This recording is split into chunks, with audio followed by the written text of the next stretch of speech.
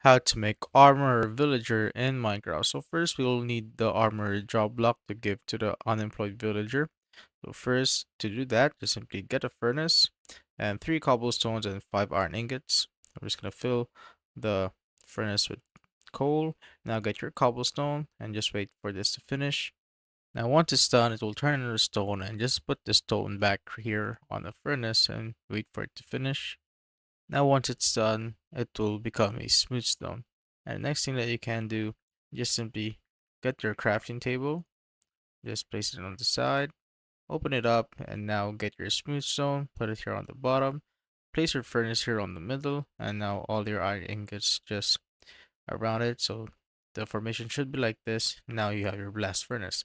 And now just find your unemployed villager. So there's an unemployed villager right here. So he's sleeping.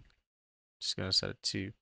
So as you can see, we now have the unemployed villager. So just place the blast furnace beside him. Just gonna wait. Let's go put the blast furnace. Wait for some quiet time before they accept the job. I just found another villager right here. So I'm just gonna put this armor beside him.